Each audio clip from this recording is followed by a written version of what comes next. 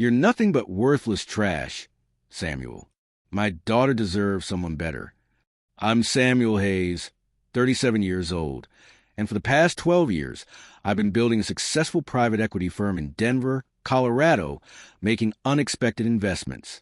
I operate through shell companies and anonymous trusts, bury my name in so much paperwork that not even the sharpest lawyers can trace it to me easily. That's how I prefer it, clean, unseen, and powerful. But right now, as I stand in my father-in-law's kitchen with him waving his coffee mug around like a conductor leading an orchestra of insults, I feel anything but powerful. Robert Kellerman has called me worthless for the past 3 years.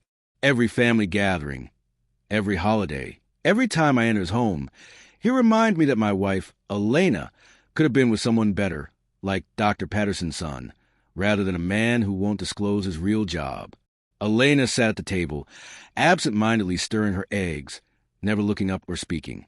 It was as if those eggs held a solution to all our marital issues. "Samuel works in finance, Dad," she finally mumbled, not meeting my gaze. "Finance?" Robert sneered.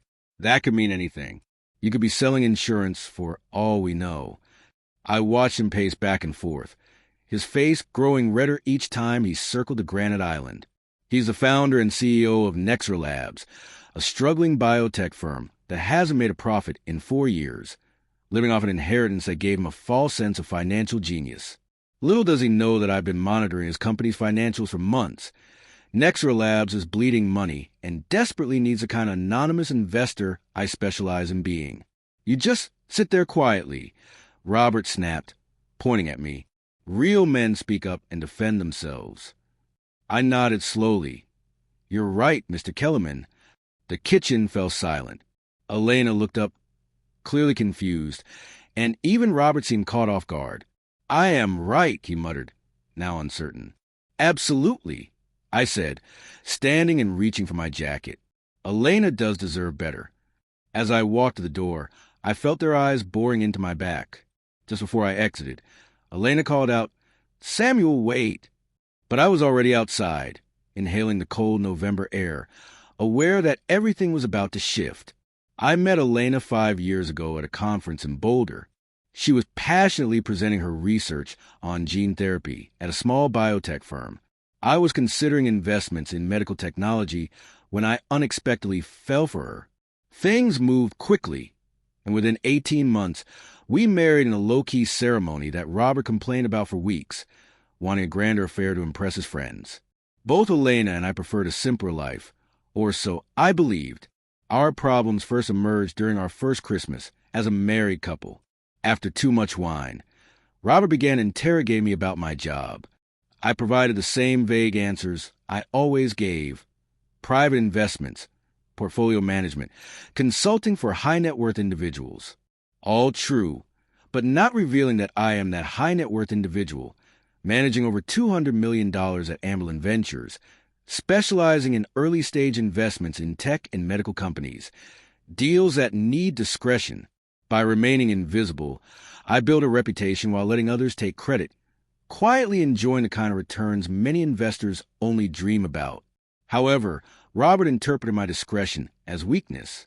He began making remarks about my vague job, saying that a real man would be more open about his career. Elena would change the subject or laugh it off, but she never stood up for me. The insults intensified over time. Robert compared me unfavorably to other successful men in their circle, doctors and lawyers with flashy cars and loud boasts. It was painful to watch Elena shrink in the face of every confrontation. The confident woman I married became quiet and apologetic, constantly offering excuses for her father's behavior without ever defending me. 3 months ago, I stumbled upon something that changed everything. While researching potential investments, I came across Nexra Labs funding documents. The company was in dire straits, rapidly depleting cash reserves and unable to find investors due to their precarious financial ratios. I realized I had a choice. I could anonymously invest and save Robert's company or let it collapse. The businessman in me saw potential. The son-in-law in me felt differently. I began the due diligence process, keeping my identity hidden. Robert would have no idea that his potential savior was watching him endure his own insults. The tipping point came 3 weeks ago at Elena's birthday dinner. Robert had invited his brother-in-law, Harold, a physician who flaunted his wealth. Robert bragged about Harold's new yacht as Elena served her cake, then casually asked me about my big purchases. I should have anticipated Robert's glee, as his eyes lit up with a chance to make another jab. "Samuel doesn't make those kind of purchases," he said, feigning sympathy. "He's more of a practical man, right, Samuel?" Elena squeezed my hand in warning, but Robert continued, "Let's be real. My daughter is brilliant. She could have married anyone, but instead she settled for her." He gestured toward me. "Well, we all make mistakes." Silence enveloped the room. Elena's hand drooped in mine, and Robert sat there smugly, waiting for my reaction. I met Elena's gaze, really meeting it. She looked down, her cheeks flushed, not with shame for her father's rudeness, but for me, being seen as beneath her because of our marriage. At that moment, I realized things would never improve. Elena wouldn't stand up for me because she internally agreed with Robert, even if just enough to allow his degradation to continue unchecked. Standing up slowly, I placed my napkin down and looked directly at Robert. "You're absolutely correct," I said. "She does deserve better." Kissing Elena on the forehead, I grabbed my coat and exited. I did not turn back despite her calling my name. I had work ahead. Driving home gave me time to contemplate. For months, I'd worked on an investment proposal for Nexra Labs, a $15 million financing deal that would salvage Robert's company and secure his future. All it required was my signature. Instead, I decided against it and planned to let Robert feel what it meant to rely on someone he deemed worthless. The next morning, I instructed my lawyer, James Morrison, to prepare 3 documents: a formal withdrawal of investment interest, a notice to terminate the funding agreement, and a confidentiality release allowing me to reveal my identity as the anonymous investor. "Are you sure about this, Samuel?" James asked during our meeting. "You've dedicated months to this investment. The fundamentals are still sound despite the family dynamics." "I'm sure," I replied. "Sometimes the best investment is the one you choose not to make." By noon, all documents were ready. James would present the withdrawal notice to Nexra Labs at 10 a.m. the next morning, allowing Robert a day of panic before the news hit. That evening, Elena returned home around 8 p.m. after staying at her sister's since the birthday dinner. Her body language spoke of tears. "We need to talk," she said, settling into a chair across from me in our living room. "Okay. My dad called today, worried he may have overstepped the other night." I nearly laughed. "Concerned?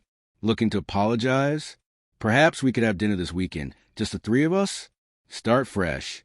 I scrutinized her face for any sign of understanding, but Elena still believed this was merely about hurt feelings. She had no idea that the person who could save her father's company was someone he had just insulted. "Elena," I said, "how long have you been ashamed of me?" The inquiry caught her off guard. "What? I'm not ashamed. You've never told your father to stop belittling me, not once in 3 years. He doesn't mean it. He's just protective. He called me worthless trash in front of your entire family, and you remained silent." Tears filled her eyes. "He becomes furious when confronted. So, you prioritize his comfort over my dignity. That's not fair." But it was fair, and we both knew it. Every time she opted for silence, every excuse made for his behavior was a choice of her father over her husband. "I love you," she said, which somehow made things worse. "I know you do, but love isn't sufficient if you won't stand for it." She left an hour later, and I recognized she wouldn't truly return. Even if we sought counseling, a part of her would always perceive me through her father's lens. The following morning, I arrived early at my office to finalize the withdrawal documents. Everything was in place, and James was set to deliver the notice at 10 a.m. At the same time, my text messages were scheduled to be sent to Elena and Robert, confirming my decision. At 9:45 a.m., I called Elena. "Samuel, is everything all right? I need to share something important, but you should sit down first." "You're frightening me. I'm the anonymous investor who pulled out of Nexra Labs." Silence stretched for nearly 30 seconds. "What?" My company, Amberlin Ventures, was ready to invest $15 million in your dad's biotech firm.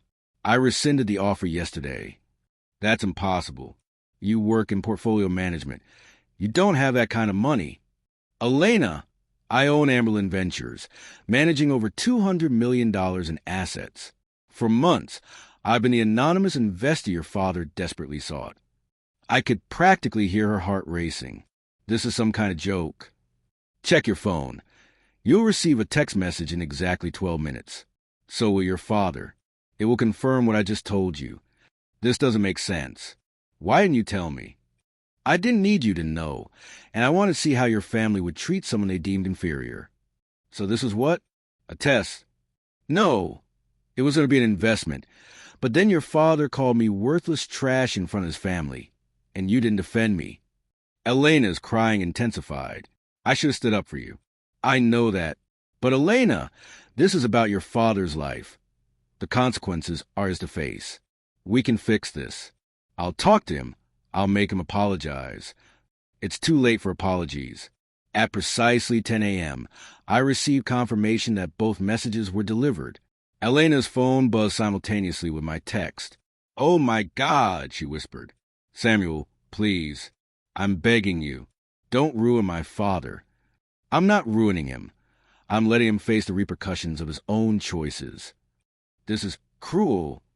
What's cruel is enduring 3 years of degradation without any support from you. Elena hung up. 5 minutes later, Robert was on the line, his voice laced with anger before I could greet him. "You son of a, do you think this is a joke? You believe you can ruin my company because I hurt your feelings? Mr. Kellerman, I think you misunderstand the situation." "I misunderstood nothing. Elena told me everything. You're the investor who pulled out." "That's correct. 23 people work for me. 23 families depend on this company. You destroy them because a few words upset you. Actually, Mr. Kellerman, I'm letting your company stand or fall based on its own merits without my financial support. We had an agreement that I chose not to sign. No laws were broken." Robert fell silent for a moment, then spoke again. His tone diminished. "What do you want?" "Nothing, Mr. Kellerman. I don't want anything from you. There must be something. Money? An apology. What I want is for you to feel what it's like to need someone you consider worthless." I ended the call and switched off my phone. It was done. 3 days later, Elena filed for divorce. She cleared out her belongings while I was at work, leaving behind a letter on the kitchen counter. It spanned 2 pages, but conveyed one clear message. She couldn't remain married to someone who intentionally harmed her family. What she left out was that she had also severed ties with her father. I learned this from Patricia Webb, who heard it through another former employee. Elena confronted Robert about his treatment of me. And when he attempted to justify his actions, she expressed her thoughts on his business decisions, staff treatment, and the years of verbal abuse. Reports said their conversation ended with her telling him he had destroyed her marriage and career, and she never wanted to see him again. Robert attempted to call her 17 times since, but she did not respond. Within a week, news of Nexra Labs' financial issues spread to the biotech community. 2 potential investors backed out, scared off by the company's debt levels and the sudden withdrawal of their major funding source. Robert was forced to lay off 8 employees and shut down a secondary research facility. A local business journal published an article on the company's struggles, focusing on the mysterious disappearance of their primary investor. Robert stayed silent, but several former employees shared accounts of malfunctioning leadership and poor strategic choices. By the end of the month, Robert put his house on the market and started liquidating personal investments to keep the business afloat. His country club membership was gone, and so was a vacation home in Vail, all being sold for time. I spotted him one afternoon in his front yard, pulling weeds from a garden previously maintained by a landscaping service. He seemed older, diminished, like a man who had exhausted his options for scapegoating. 6 months later, I found out Nexra Labs had declared bankruptcy. Robert managed to sell parts of their research assets, but the company was finished. Employees were laid off or absorbed by the buying entity. Robert took a job as a consultant for a larger biotech firm, working out of a small office in a strip mall near the airport, the very kind of anonymous workspace he used to mock. Elena never contacted me directly, but I heard through mutual friends that she secured a role at a research institute in California. She thrived there, publishing papers and giving conference talks again, reclaiming her voice in science, even if she never found it in our marriage. I sold the Denver home and relocated to Portland, opening a new office for Amberlin Ventures. The change of scenery proved beneficial, and the Pacific Northwest's strong tech community offered ample investment opportunities. I never heard from Robert again, but business journals kept me updated on his downward spiral. Each failed attempt, every lost opportunity. Anytime someone chose not to back him due to his poor track record. Robert Kellerman had learned what it was to be dismissed, ignored, and considered worthless by those who determined his future. He discovered respect cannot be demanded or inherited. It must be earned through how one treats others, especially those who seem powerless. Sometimes, the best revenge is simply allowing someone to confront the natural consequences of their character. And at times, the person deemed most worthless ends up wielding all the true power.